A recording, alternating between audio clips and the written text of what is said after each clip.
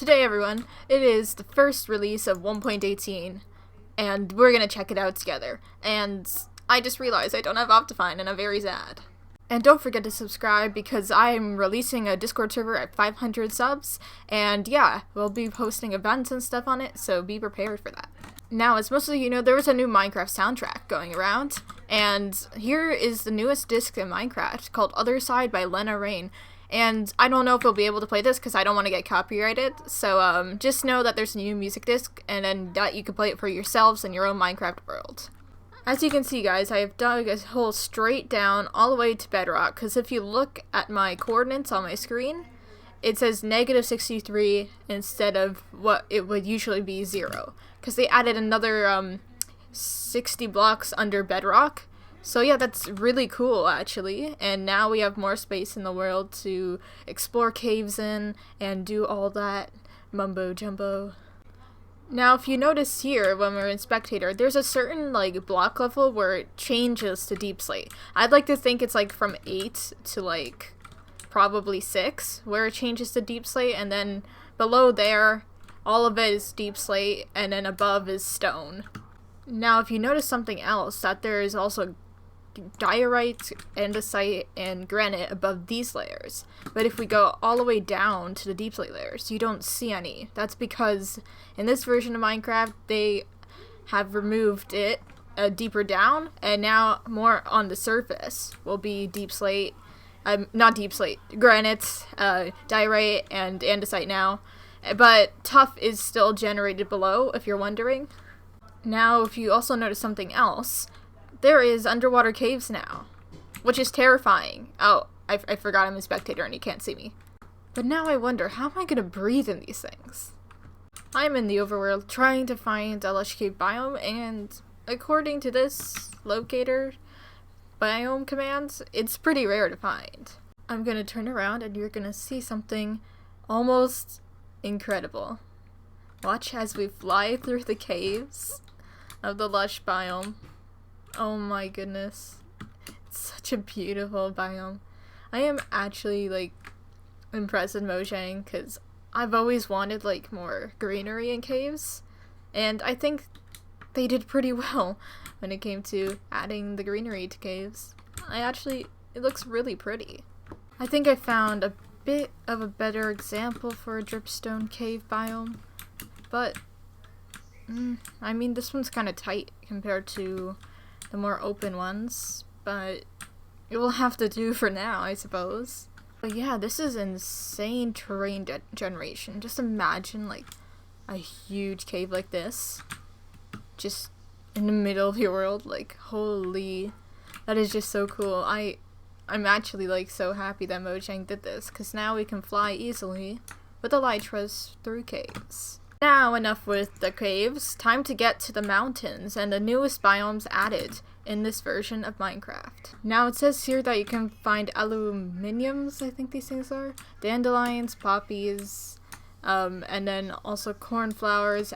I always forget the name of these flowers, but you can find those different types of flowers in this sort of biome, and that's really all there is to it. It's like a flower biome, but with less flowers, basically. But it's a nice filler for the plains, like I said, and it's a nice transition to have between the two biomes to make it more of a variation. I have found the next biome that has to do with the mountains. It's basically a transition biome from the forest to the mountains itself, and it's called a grove. Basically, it's I don't know how to explain it, but it's similar to, the snow biome, basically, but it's located on top of mountains instead. Random fun fact about this biome. There's patches of powder snow, as well as some villager outposts, because villager outposts can spawn in this biome, so be careful, guys. This is the snowy slopes biome, and basically only goats and rabbits can actually spawn in this biome, which is a fun fact that you guys can know. And also another fun fact that pillager outposts and igloos can also spawn here. And it's just a thing that they put on the top of the mountains, so they add more variation. As you can see lower down, there's not much snow, It's more of like a transition biome to the higher heights of the mountains themselves. I think out of all the biomes by far, this one has to be my favorite. So, fun fact again, villager outposts can spawn in this biome, and so can goats. Only goats, though. And this biome is called the Jag Peaks biome, which, as you can see, has peaks of snow on it.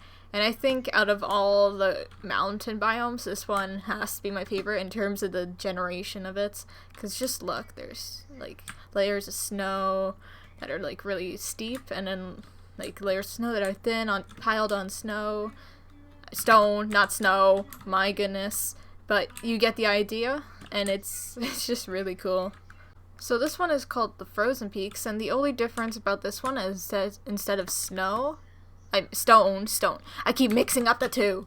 Anyways, the only difference is that it generates packed ice instead of the stone itself, and it has the snow on top as well. And same thing applies, I said, for the other biomes. It has pillager outposts, spawns goats, you get the idea, and honestly, I mean, it looks nice. I just like the stone better, but on this angle, oh, this is gorgeous. This is just gorgeous from, like, up high. Like, holy. So this is known as the Stoney Peaks biome. As you can see, this one I found is very underwhelming. But basically, it's a area covered by stone, gravel, and strips of calcite. And it generates in warm biomes such as jungles and savannas to avoid temperature clashes. And no animals spawn here. And pillager outposts, as all the biomes, can spawn in this biome.